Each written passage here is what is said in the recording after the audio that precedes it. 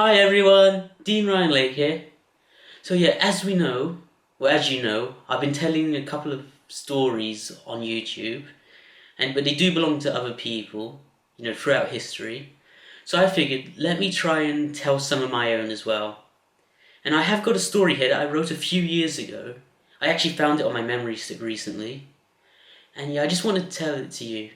It's called Hiking Horror, and I know that is such a lame name, but I'm not really good with titles, and I do like alliterations. So anyway, let's get down to it. Oh yeah, I do have my laptop here, so I won't be looking at the camera. Well, I'll try to, like doing it, you know. Okay, so let's begin. The freedom to go wherever you want, bracing yourself against the elements, and no technology to hinder the experience was exactly why Brian loved hiking. He'd always been an outdoors kind of person, ever since he was a lad. While his age mates were watching cartoons and playing video games, he was exploring forests and climbing trees for hours on end. His love for this stayed with him as he grew up. Whenever he got the chance, he would head to any good hiking area and journey on, sometimes for days, depending on where he went. Brian even made friends with people who shared his passion for a nice hike, who preferred an old-fashioned map to a GPS, and who would rather brave wind and rain than go to the beach. This time, however, he was on his own, deciding to travel around a spot that many feared to go, fear fueled by the rumours that no one returns from it. The place itself was a forest that surrounded a mountain which was snow-tipped, like frosting on a cake. Brian had been wandering through the wood for hours. As a matter of fact, it started in the morning, and now the sun was setting. Nevertheless, he didn't care. The longer he took, the better the adventure. Darkness was blanketing everything, an unwanted companion for Brian.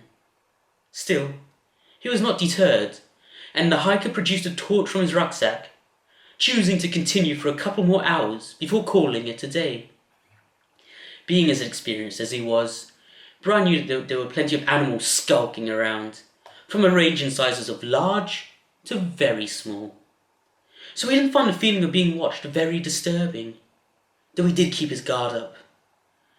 No hungry animal was going to get an easy meal. After trekking for 10 minutes, the torchlight shone over a substance on the ground, glistening crimson in the glow. Brian froze. It was unmistakably blood.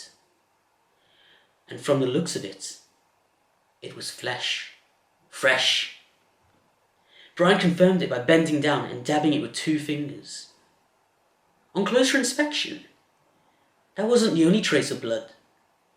A trail of it led deeper into the forest.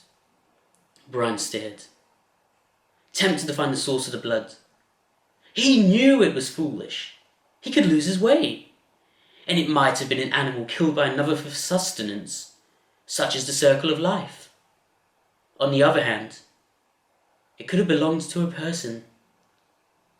A combination of curiosity and willingness to help triumphed over common sense, and Brian went off, the blood as his guide. The trail zigzagged everywhere. Brian's sense of direction virtually non-existent now. Nonetheless, he kept reassuring himself that he could easily follow the blood back any time, a thought that he was seriously contemplating until the trees dispersed and he came to a clearing. It was flat land, a circle of short grass enclosed by the trees. Brian switched off his torch, the moon and stars providing illumination against the backdrop of a cloudless, inky black sky. Using the light, he saw a hole, perfectly round, in the center of the clearing, and was puzzled. There was no way that was created naturally. Brian began to feel uneasy. Now was the time for him to leave, and he swung around. preparing to use the Scarlet Trail to find his way back. However, to his greatest shock and fear, the blood had disappeared. Brian scanned the ground frantically, panic welling up inside of him. He felt like kicking himself for being such an idiot. Why did he leave the path? He was so worried it did not occur to him how strange it was that the blood had actually vanished. Suddenly, Brian's blood froze. His hair stood up on end, and his heart almost skipped a beat. A growl, so deep, so unearthly, reverberated from the hall. Slowly, full of dread, Brian turned around and saw a giant, hairy, clawed hand emerging from the pit. Run. That was the first thought that came to his mind when he regained control of his brain. And instinctively, he dropped his rucksack, needing all the speed he could to get away, and fled. Brian bolted blindly past the innumerable amount of trees, tripping up on roots and the uneven earth, the blackness tormenting him by taking his sight. Roars and crashing trees followed him, getting increasingly close with every second. Light penetrated the gloom, and Brian hoped it was the artificial glow of man, of someone who could save him. With a burst of speed, he ran to the light, as though it could protect him from what pursued him. Where Brian found himself feeling with such crippling defeat that he wanted to just drop dead right there.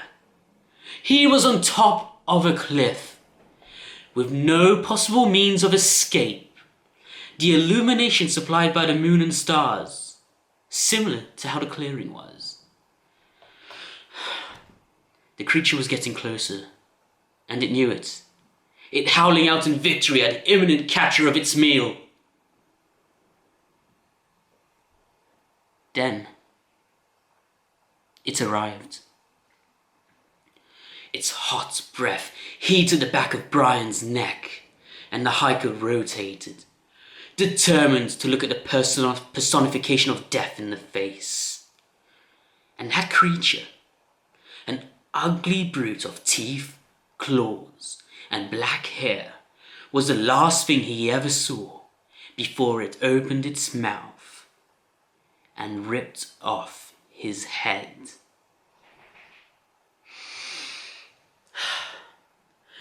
So, that was Hiking Horror. That was a short story I wrote for a writing club a few years ago. Yes, I wrote it very quickly, it's very short, but I really hope you've enjoyed this. And I want to thank you so much for watching this video. And I hope you have a really nice day. Thank you again.